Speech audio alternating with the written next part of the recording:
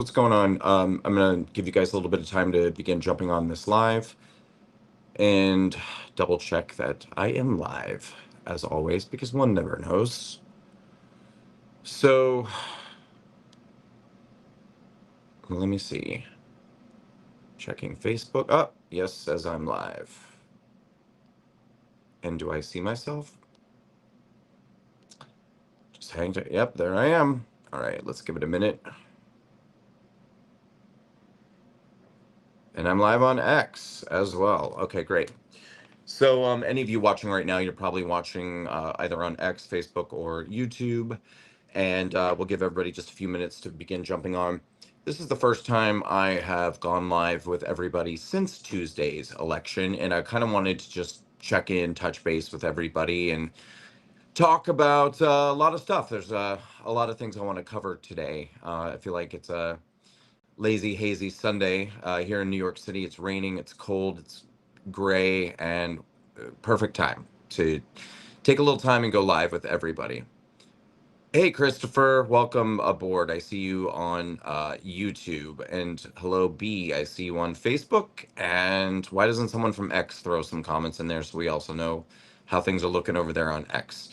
Um, so, first and foremost, I want to say, I started having people reach out to me on Tuesday evening after the election, asking how I was doing, how I was feeling, was I okay? And look, I got to tell you, the truth is, it probably sounds really weird to people. Um, but I felt it's hard to describe, but I actually felt sort of like elated and euphoric, maybe a little bit. And the reason why was obviously not because of the election result, which was awful, um, but because I went to bed on Tuesday night knowing that I could not have done more to help. I did everything I possibly could, and so did my team. When I say I mean team walkaway. I mean team defeat Mom Donnie effort that we created here in New York. So I certainly don't mean me myself personally. I mean all of the volunteers on my team. I mean my core team, my paid employees. I mean the canvassing effort that we did, all of the events we did in New York, the outreach effort, the videos that we created, that which I'm so proud of those videos. I think that they were awesome. Hopefully you guys saw the like 60 to 90-second videos. We did 8 of them in just a couple of weeks, and um, we didn't take any breaks. We didn't slow down. We didn't stop even after Charlie Kirk was assassinated. We didn't stop even after my brother's death. We didn't stop. We just kept going. And I never thought that we would win. I thought we could win. I still think we could have won if a lot more had been done, if there had been a lot more help and a lot more support. I think we could have gotten over the hump. If you look at the results in New York City, uh, Curtis Sliwa not dropping out was almost exactly the differential that Cuomo lost by. We still came up short about 35,000 votes, but I would say it is not beyond the realm of possibility that if Sliwa had dropped out, more people might have been inspired to come out and vote because they might have thought it was a more doable situation. But I think most people felt like it was impossible, so they didn't come out. Uh, and it is what it is. No one had the power to control what Curtis did or didn't do. I had people all across the board. People were mad at me, and this is kind of how politics is. It's how it works. Like if you dare to, get in the ring, get into the arena, and try to help the situation, you're automatically going to start getting pulled apart by people. And people who were vehemently supporting Curtis were mad at me for not coming out and supporting Curtis openly. People were saying that I needed to endorse Cuomo. And I made a decision early on. I was like, I'm not endorsing anybody because uh, I, I don't feel strongly about either candidate. I don't think either of them were good.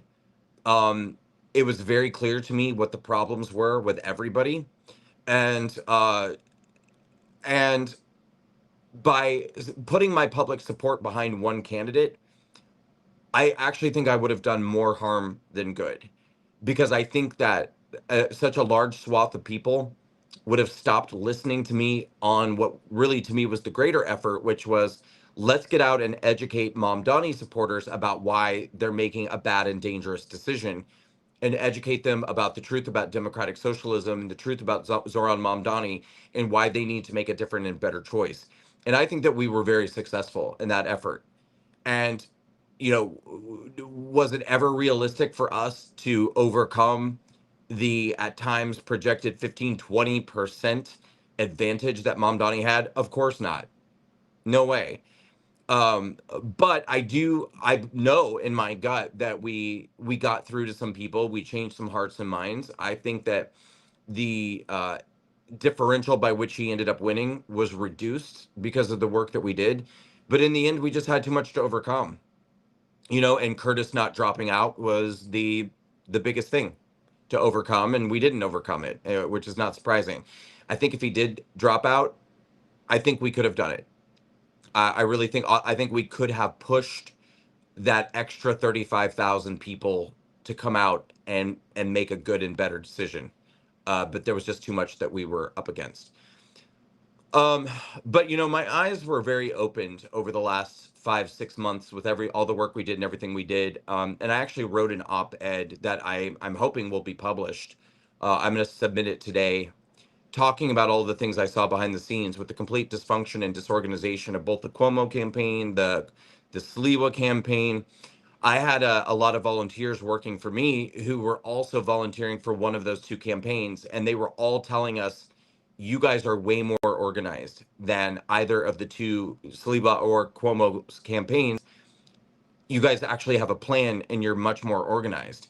In addition to that, we reached out to both Curtis's and Andrew Cuomo's campaigns repeatedly to invite them to participate in our public debates, in our rallies. Um, we offered to help with the canvassing effort. There were so many ways in which we offered to help. In particular, I offered the Cuomo campaign to have him sit down with me for a one-on-one interview, because what I was hearing more than anything from everybody was that they could not get over his response to COVID, and they could not get over the sexual abuse allegations that he had faced.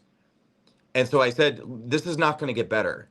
And the only thing we can do is sit down and give him an opportunity to address it and try to help people move past it. And I said, I could help you with that tremendously.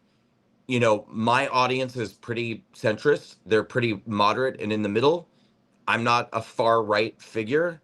My brand and my message is all about seeking truth, doing your own homework, doing your own research, trying to find some sort of common ground or commonality in the middle. And let's help Andrew Cuomo do that, because he's going to need it. And his campaign agreed that it was a great idea. And we followed up again and again and again, and it never moved forward. And what I saw time and time again was that all of these people, they can't even help themselves, let alone help all of you. They don't recognize a good idea when it slaps them in the face. They don't know what they're doing. And there's total, just like I said, disorganization and dysfunction. In addition to that, my effort was completely abandoned by the Republican Party. There was no Republican Party presence in New York City. And I wasn't even going to anyone asking for money. I wasn't asking for funding. I was just asking for support. You know, um, my effort here in New York was almost exclusively funded by one person. And that's the truth. Even at a grassroots level, we didn't raise that much money in the last several months, which I also find really sad and disheartening. Um, but and I'm not going to say it was only one person. Certainly, there were definitely people out there who contributed, and some people gave $1,000, some people gave us several $1,000s, some people sent 200, 100, and I don't discount any of that, because that all adds up. I tell people all the time, even $1 from everybody adds up. But that didn't happen. I mean, there were a small number of people that were contributing, and then one person in particular who contributed massively to my effort. And we easily spent well into six figures on our fight here in New York, because all of the rallies, the debates, the security costs, the videography, everything that we did, we spent well into over six figures, well over on all of that. And all I asked in return was for GOP groups, or the Republican Party, to help amplify what I'm doing. Send it out to your email lists. Help invite people to the events that I'm doing. Help get people there. Share our content on your social media. We're paying for everything. We're organizing everything. We're getting all the people there. We're putting everything together. We're funding it all ourselves. Can you just amplify what we're doing to help this effort? And largely, I got the same response from the media as well. Of course, Newsmax has always been very supportive. OAN has been very supportive. I reached out to Fox News again and again and again and again to try to get some coverage on what we were doing. Never materialized. They talked about Mom Donnie every day and would have guests on the programs who were not involved at all, weren't on the ground, weren't doing any work, weren't talking to, weren't part of the ground game in New York City. They had all their like chicken little talking heads on there screaming that the sky was falling and we're doomed, and communism, but uh, not a single thing to amplify or highlight the effort that we were actually doing to stop the sky from falling and to try to stop uh, this from happening. So all of this has left me really questioning um, how I feel about the Republican Party, and that's not news. I've been questioning the way I feel about the Republican Party for a very, very, very long time. Um, but so much has happened over this last year um, that has me really seeing that there's not much difference at all between the left and the right. Both sides are equally susceptible to propaganda. Both sides engage in hero worship of false idols. Both sides uh, are virtually incapable of getting much done for the people that they say they want to help. Um, both sides, when they get elected, well, no, that's more of a Republican issue. I think when our side gets elected, we get next to nothing done. Whereas when the left gets elected, they send all of their enemies to jail and falsely accuse people of crimes, and create committees dedicated to destroying their opponents and destroying people's lives. And they do it at lightning speed with absolutely, no boundaries or no conscience about any lines that they won't cross or anything that they won't do. Our side kind of twiddles their thumbs. And so all of this has me very much wondering where I go next, I think, with all of this, because I love what I do. I love Walkaway. I love what we've created. But I think we're at a point now where I'm finding it difficult to genuinely tell people on the left that there is a meaningful and viable alternative to the left and why they should leave. And while I'm having that feeling, I'm having a growing feeling that the two sides are not that different. And many people have told me for many years that the movement really should be about walking away from the totality of the establishment, uh, because both parties suck. And I resisted that, I think, for a while, but it's hard to continue to resist that. Seeing everything I've seen, having lived everything I've lived, and experienced everything I've experienced. And I've considered that, for my next move for a long time, I've thought about running for public office. And obviously, I would run as a Republican. But I have to, I think, take some time now to sort of disengage for a little while, get some rest, recalibrate, have a clear head. Obviously, I can't take too long, but decide if there's a way and a path forward for me to continue to feel like I can get involved in the system and try to make a change and try to do something positive and meaningful to make people's lives better and to try to make our country and our culture better while being a part of a party that I no longer really feel represents that at all. And I know a lot of you know what I'm talking about, and I know a lot of you agree with what I'm talking about. Maybe some of you don't, and maybe some of you are gonna, come after me for saying that out loud.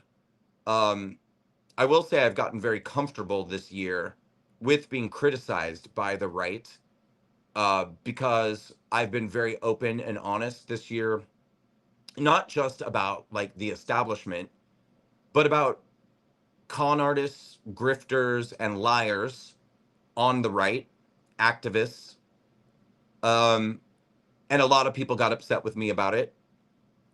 It's not that I don't care, I do care, but I'm telling the truth. I'm not a liar. Uh, I'm not a mean or vengeful person. I'm not a shit starter for the sake of being a shit starter. When I tell you guys something, it's because it's the truth. And because I have the proximity to see things that you guys don't see, learn things that you guys don't know, and deliver information to you that you don't have.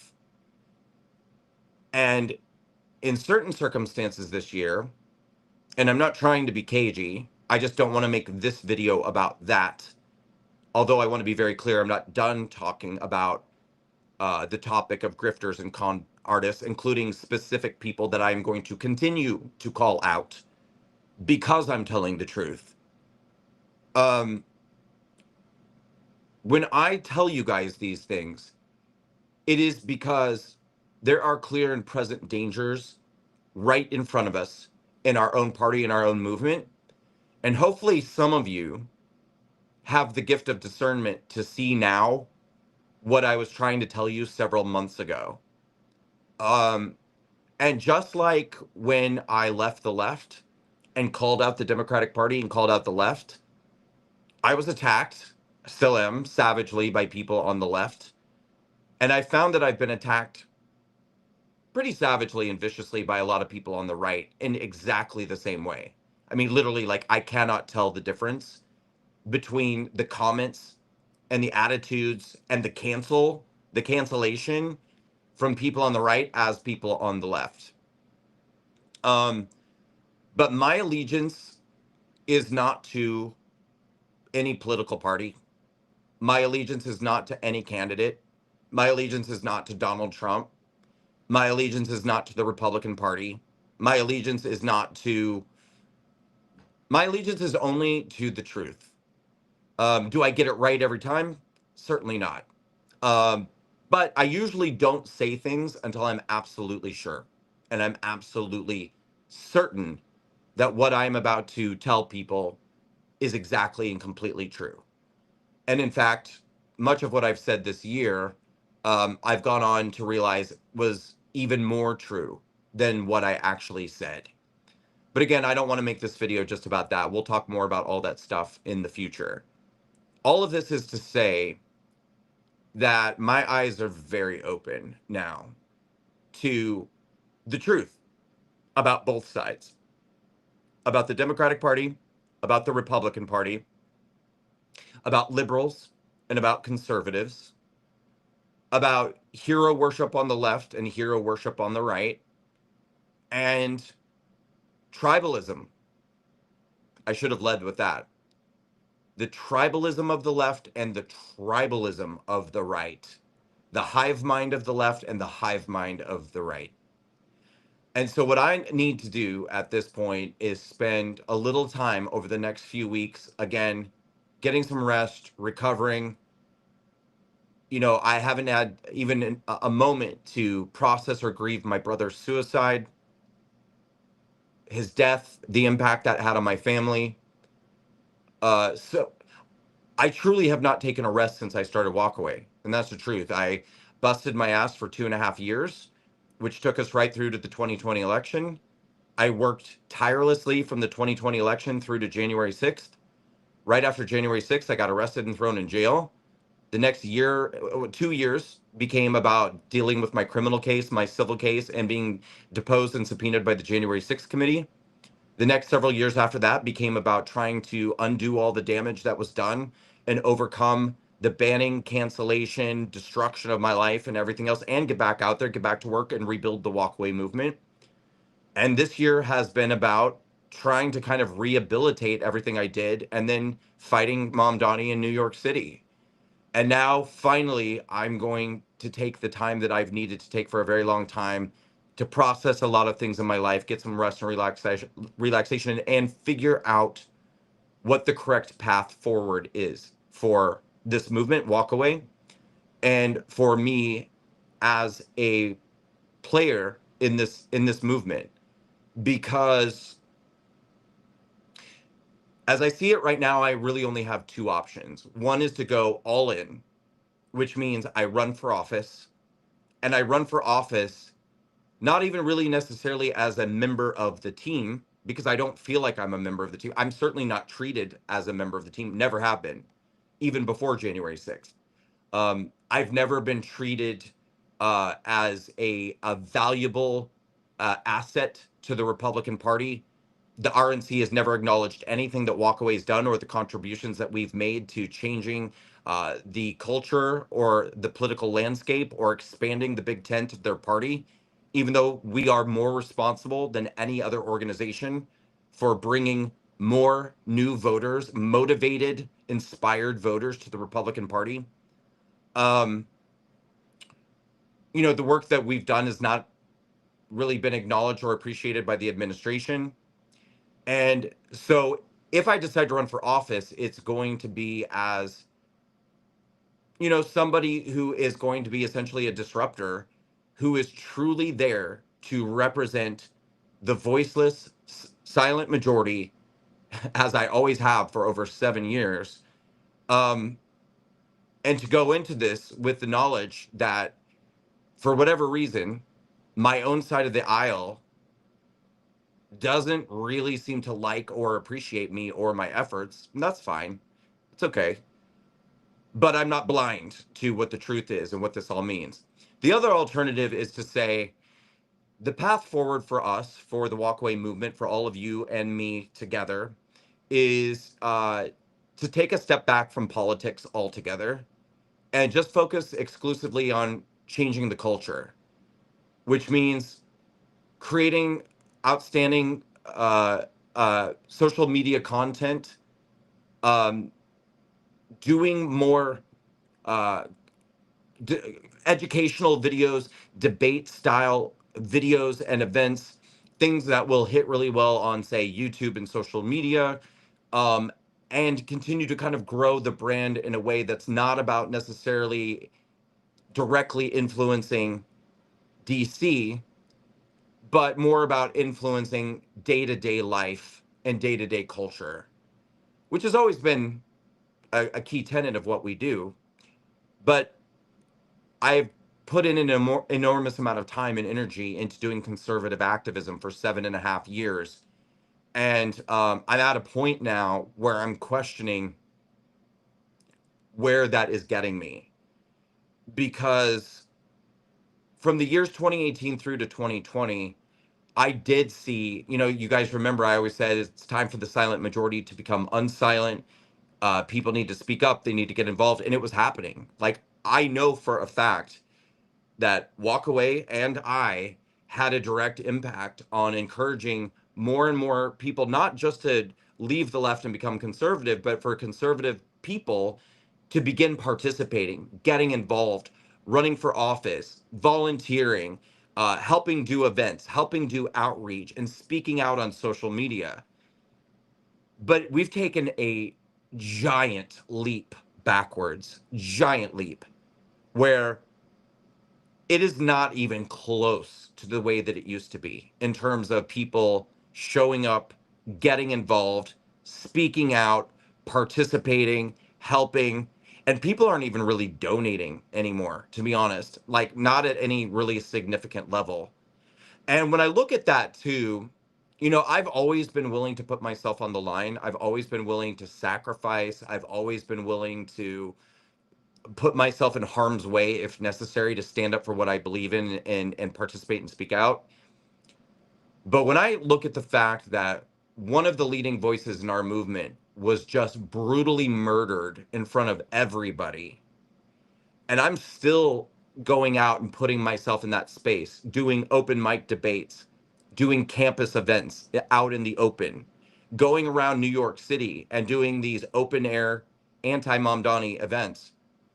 And we don't even have people donating to help with security costs.